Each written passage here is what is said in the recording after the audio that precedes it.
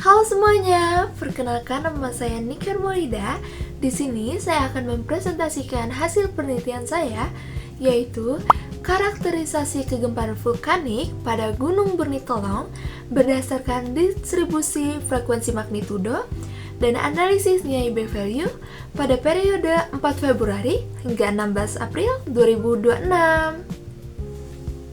Nah, pada kesempatan kali ini, saya ingin menjelaskan langsung ke hasil dan interpretasi dari grafik-grafik yang telah saya peroleh sama penelitian kali ini. Untuk pendahuluannya, bisa dicek di video sebelah.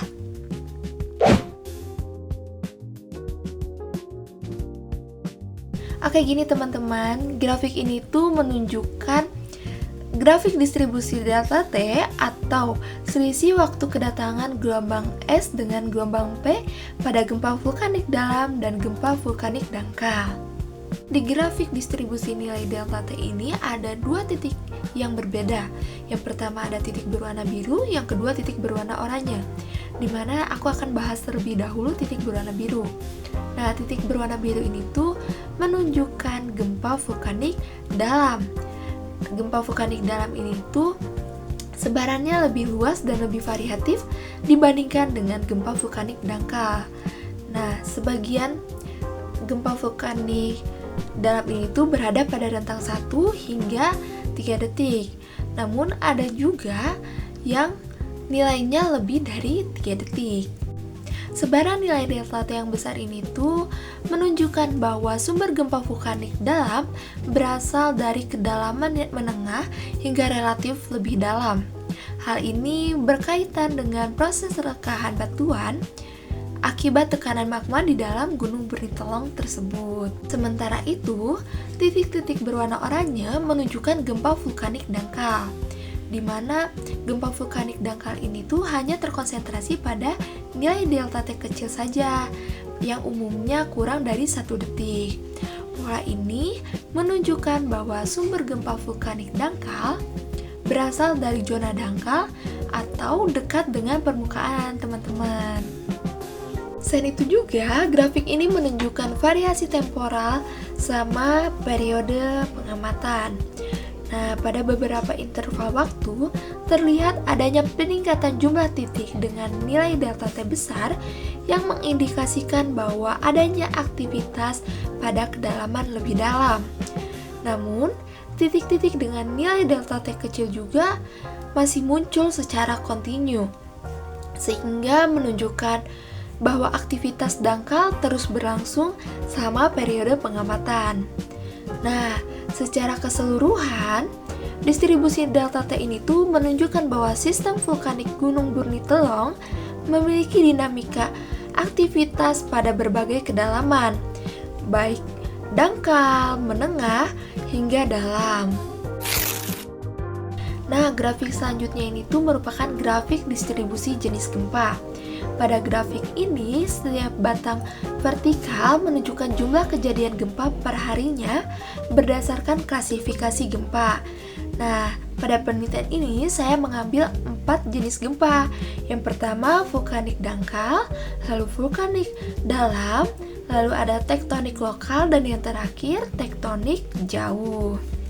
Nah, berdasarkan grafik ini, terlihat bahwa gempa vulkanik dalam mendominasi seluruh periode pengamatan. Batang pada vulkanik dalam muncul hampir setiap hari dengan jumlah kejadian yang relatif tinggi dan konsisten, teman-teman.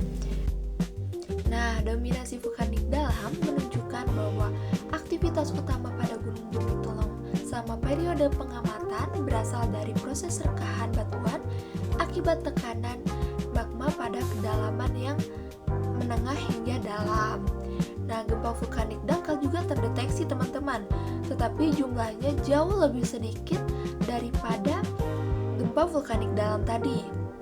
Hal ini menunjukkan bahwa aktivitas magma dangkal tetap terjadi, namun belum menjadi proses dominan selama periode pengamatan. Selain itu juga terlihat adanya gempa tektonik lokal dengan gempa tektonik jauh dengan jumlah kejadian yang relatif lebih kecil dari gempa vulkanik dalam dengan gempa vulkanik dangkal. Kehadiran tektonik lokal ini menunjukkan adanya pengaruh tegangan tektonik lokal di sekitar Gunung Burnitelong, sedangkan tektonik jauh menunjukkan adanya aktivitas seismik dari sumber yang lebih jauh lagi. Secara keseluruhan, distribusi jenis gempa menunjukkan bahwa aktivitas kegempaan pada Gunung Burnitelong didominasi oleh aktivitas vulkanik dibandingkan dengan aktivitas tektoniknya, teman-teman. Selanjutnya yaitu grafik distribusi frekuensi magnitudo atau FMD. Nah, grafik ini tuh menunjukkan hubungan antara jumlah kejadian gempa dan magnitudo gempa selama periode pengamatan, teman-teman. Pada grafik FMD ini, titik-titik hitam mempresentasikan jumlah kumulatif kejadian gempa yang teramati pada setiap magnitudo. Sumbu horizontalnya menunjukkan magnitudo gempa, sedangkan sumbu vertikalnya menunjukkan jumlah kumulatif kejadian gempa dalam skala logaritmik. Nah, berdasarkan grafik yang bisa teman-teman lihat, terlihat bahwa jumlah kejadian gempa bermagnitudo kecil jauh lebih banyak dibandingkan dengan gempa bermagnitudo besar. Pola ini mengikuti hubungan Gutenberg-Richter, yaitu frekuensi kejadian gempa akan menurun secara eksponensial seiring meningkatnya magnitudo gempa, teman-teman. Jika dilihat lagi pada bagian kiri grafik, titik-titik hitam tampak sangat rapat pada magnitudo rendah. Hal ini menunjukkan bahwa aktivitas seismik di Gunung Burnitelong didominasi oleh gempa-gempa kecil yang terjadi secara kontinu selama periode pengamatan. Sementara itu, dapat dilihat semakin ke arah kanan grafik, jumlah titik mulai menurun secara bertahap. Penurunan ini menunjukkan bahwa gempa dengan magnitudo lebih besar memiliki frekuensi kejadian yang jauh lebih sedikit dibandingkan gempa kecil. Sedangkan sebagian besar kejadian gempa berada pada magnitudo rendah hingga menengah. Sedangkan gempa bermagnitudo besar hanya muncul dalam jumlah sedikit dan bersifat sporadis. Kondisi ini tuh menunjukkan bahwa pelepasan energi di Gunung Burnitelong lebih sering terjadi dalam skala kecil dibandingkan pelepasan energi besar.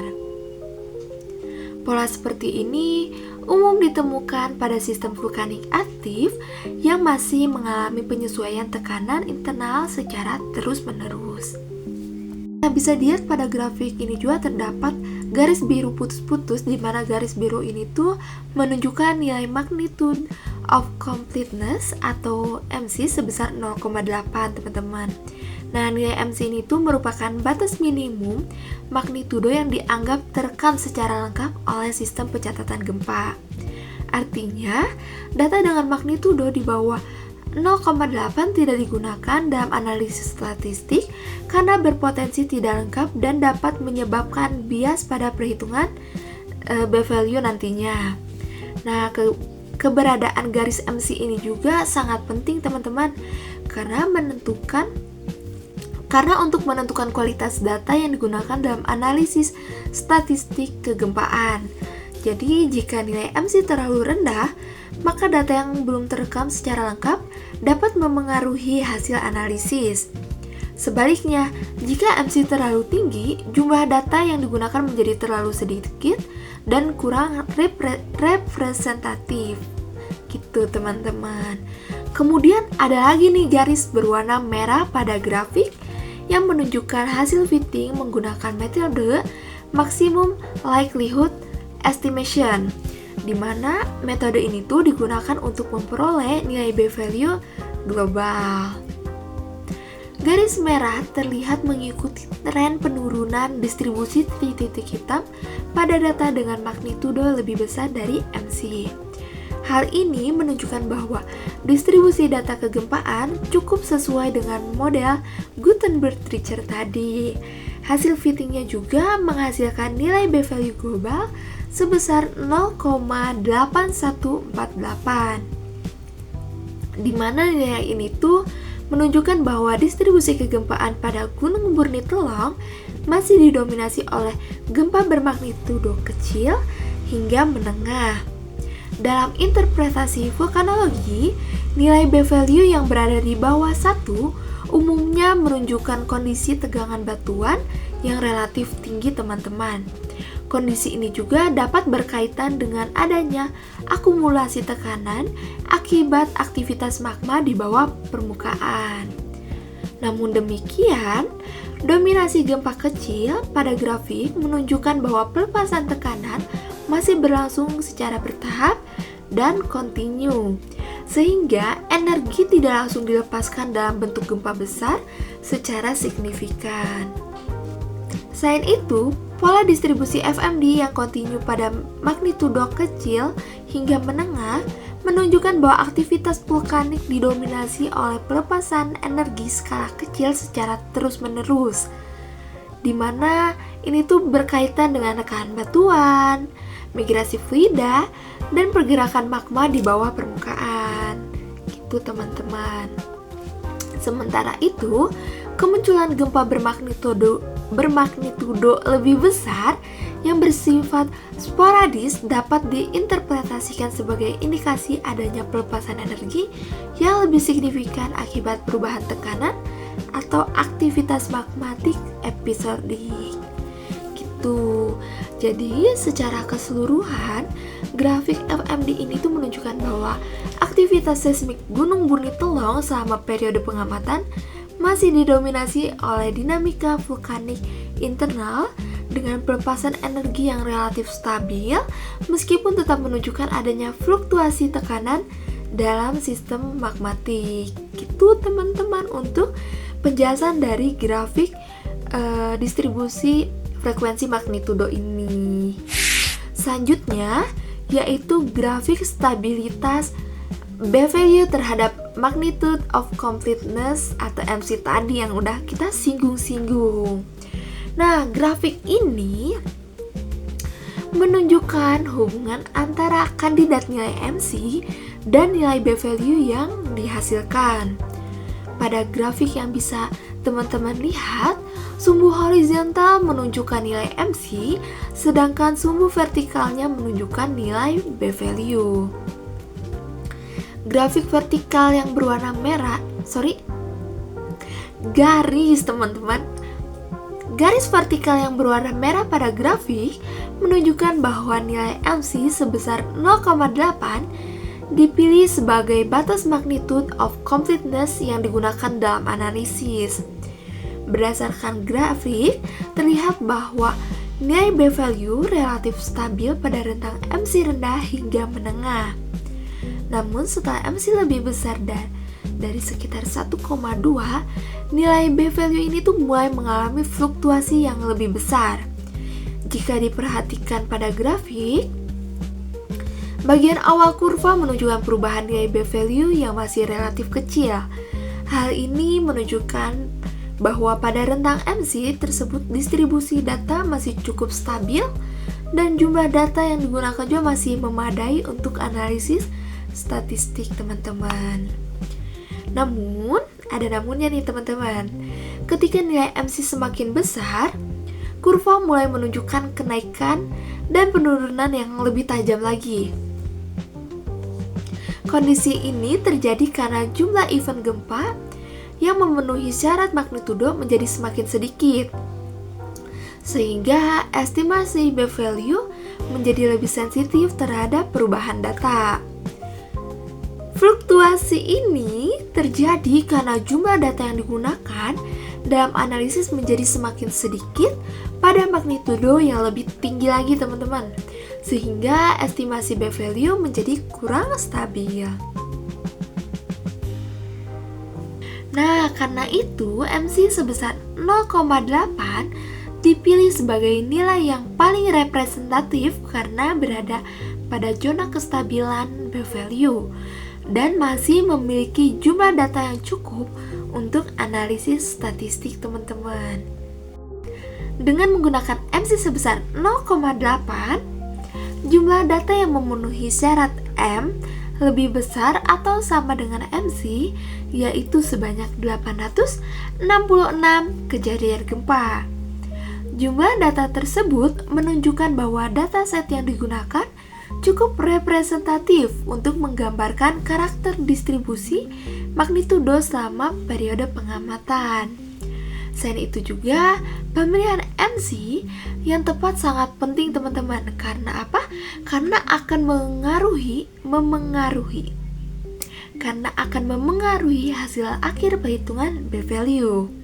Oleh sebab itu, analisis stabilitas seperti ini diperlukan untuk memastikan bahwa nilai B-value yang diperoleh benar-benar berasal dari data yang lengkap dan konsisten.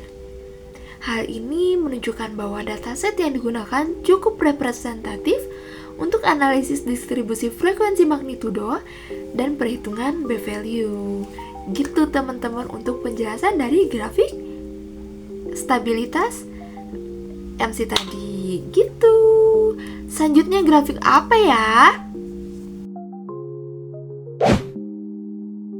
Selanjutnya yaitu grafik yang ditunggu-tunggu, yaitu grafik variasi temporal B-value.